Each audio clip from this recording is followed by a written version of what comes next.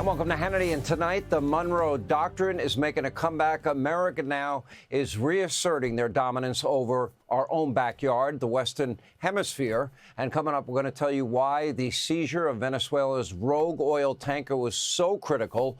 Also, DEI comes to Kentucky.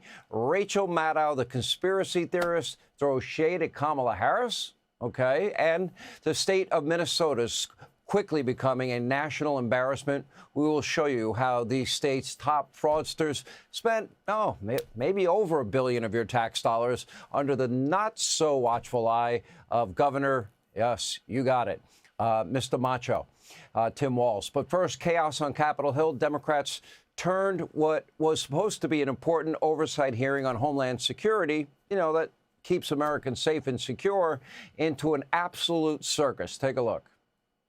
I'm very privileged and honored today to have my family with me. I'd like to introduce them to you. Disruptions of congressional business is a violation of law, is a criminal offense under federal law. Audience members are advised to take their seats and maintain order. The DHS Secretary Kristi Noem was interrupted by left-wing lunatics over and over and over again. Many were calling for ICE to be abolished. Some were even wearing costumes. But the behavior from elected Democrats, that was far worse. Congressman Benny Thompson, remember predetermined outcome, January 6th, Hollywood production? Well, he called the D.C. terror attack against two members of our National Guard an unfortunate accident. Really? You want to tell that to their families? Take a look. Madam Secretary, you and the gentleman from NCTC reference the unfortunate accident that occurred with the National Guardsman being killed. You think that was an unfortunate accident? I mean, it was a terrorist attack. Wait. Look, I'll get it straight. Then you can He shot our National Guardsman in the head. Look, Mr. Chairman, will you direct the witness to allow me to ask my question? It was an unfortunate situation. Unfortunate accident, really? Say that to the family members in this case. Remember, Thompson got famous for leading the second Trump impeachment witch hunt before reportedly deleting all that evidence that could have been helpful to the president days before the GOP took the majority. Now, his colleague, Congressman Thanedar, is currently trying to impeach the Secretary of War, Pete Hegseth, and is now also demanding that Secretary Noem resign. Take a look.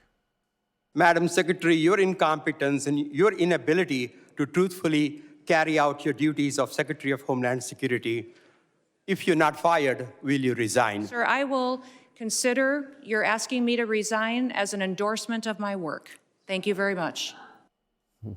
By the way, if you want to know what a preview of a Democratic-led House of Representatives would be, that's it. Another Democratic Congresswoman, LaMonica McIver, was charged with assaulting federal law enforcement agents over the summer during an impromptu riot outside an ICE facility. Now she's very upset with Secretary Noem. Take a look. American people absolutely trust this department to keep them safe. And we are showing that every day by the support we get across the country, the amount of people that we're recruiting to all of our different agencies. Thank you, Secretary Noem. Do you agree that using DHS resources to target members of Congress is an abuse of power? Excuse me, would you say that You again? would have heard me if you stopped talking and listened to my questions. Do you agree that using DHS resources to target members of Congress is an abuse of power? We are not doing that. We are out there enforcing the law, doing our work, and we are allowing oversight. Of course, we're not going to get any answers. With that, Mr. Chairman, I yield back. Gives you a headache, doesn't it? Right on cue, another Democratic lawmaker smearing ICE agents, lied about their tactics, and seemed to excuse violent attacks on law enforcement. Take a look at this one. The lack of respect and regard for the rule of law by this administration, and in particular by this secretary, is at a level that we have never seen and violates all of the constitutional norms and all of the principles of legal fairness in this country. And you're seeing that manifest itself in threats to law enforcement and bubbling over because people are frustrated. And they are channeling that frustration because the administration is not listening.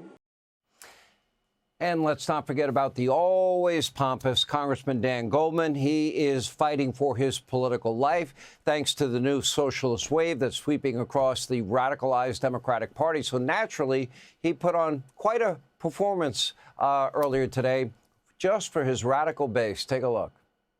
If your department deports anyone with an ongoing asylum application, you are violating the law. Is that correct?